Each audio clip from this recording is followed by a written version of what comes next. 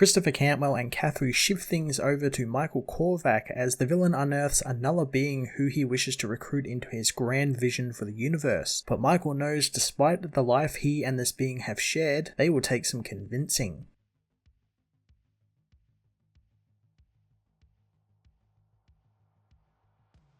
Christopher Cantwell delivers a wonderful character-driven issue focused solely on Korvac, Iron Man and Tony Stark and his team not even making an appearance except for a flashback. When writers get to do this in books, I thoroughly enjoy it, and it makes the villain all that more compelling and interesting. He's actually not just some mustache-twirling villain of the week, there's a little bit more to him. I love seeing more of Korvac's journey to godhood and how he is fully believing in what he has planned for the universe, and desperately wants to share that vision with people. People like Jim Hammond, who was a surprising guest this issue, which I didn't see coming at all, but as we learn makes a lot of sense since technically Korvac is his brother, thanks to how their android bodies were made and work. So now we have Korvac trying to find himself a family to be with, which is something you never really see with villains. It's a fantastic way to take the villain and, like the previous issues, make me want to root for him all that more. Cathu makes a return to the book as the series artist, and they don't miss a step. I thoroughly enjoyed the depiction of Jim Hammond and his flame powers, just blowing up the page with bright reds and yellows. It was a great offset to Korvac's more darker purple and black motif. Iron Man issue 9 was a thoroughly enjoyable character-focused issue dealing with the villain and his plans, further exploring Korvac's nature and his drive in saving the universe and wanting someone to share it with. I'm going to give this issue a 10 out of 10.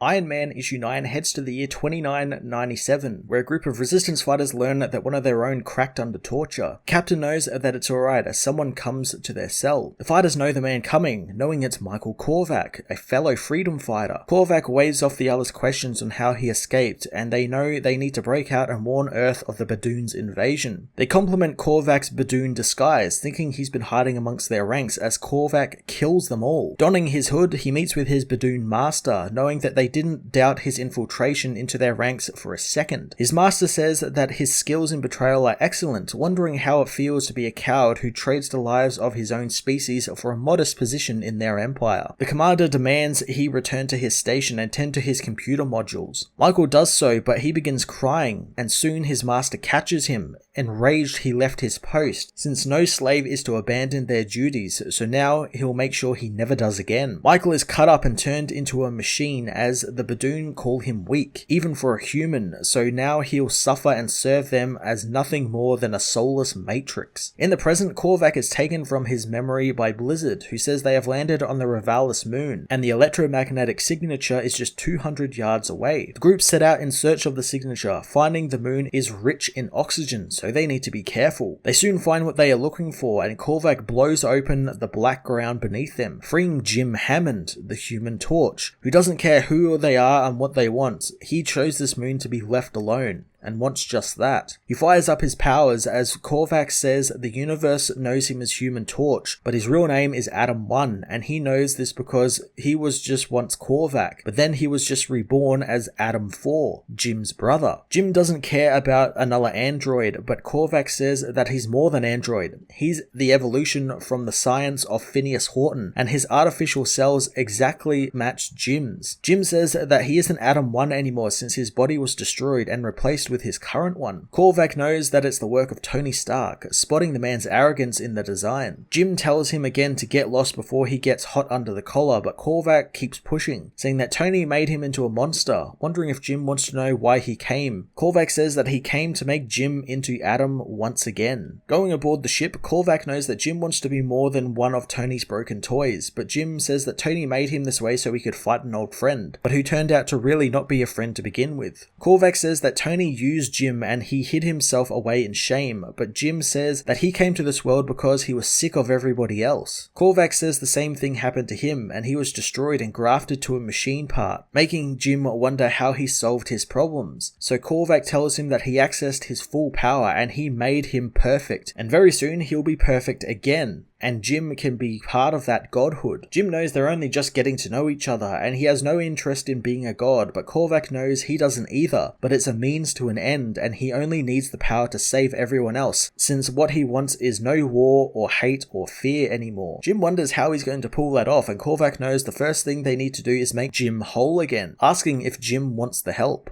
Jim agrees, so Korvac gets to work, reconstructing Jim's body with some major improvements that will make him stronger, something Korvac knows is a gift from one brother to another. Jim asks why he deserves such a gift, so Korvac says that he's the only one capable of seeing his full vision, and he will be able to feel it in all its living glory. Korvac reveals that he will impart his own knowledge into Jim's mind, and reveal to him that it comes from a pure heart, and while he still will be Jim Hammond, he will see all as he sees, and he knows what Korvac must do is undeniable. Jim tells him to show him whatever, he just wants arms and legs again when he sees it. Jim is hooked up to a machine as Korvac finishes making his new body, and Controller gets the contingencies ready in case Jim doesn't see the light. Korvac boots up his mind with Jim's and enters a dream, seeing his old self demanding to be given what he deserves, as years ago, Michael awakens next to Karina, who tells him that he was dreaming of the past, when he stole the power cosmic. Karina says that he was claiming his own destiny, and with that power they'll make the world a better place. Michael says he loves the woman, wishing others could understand as the doorbell sounds. A voice says they need to speak with Michael, so upon opening the door, Michael finds all of the Avengers waiting for him, with Iron Man saying that something in the home might possess a great threat to the future of mankind. The Avengers spread out to look for what they need, as Michael says that this makes him sad since he was going to be their savior and bring all of existence under his benevolent rule. But now that's gone along with his secret, so he can't save the future, only himself. He blasts the Avengers, grabbing Iron Man, knowing him to be the one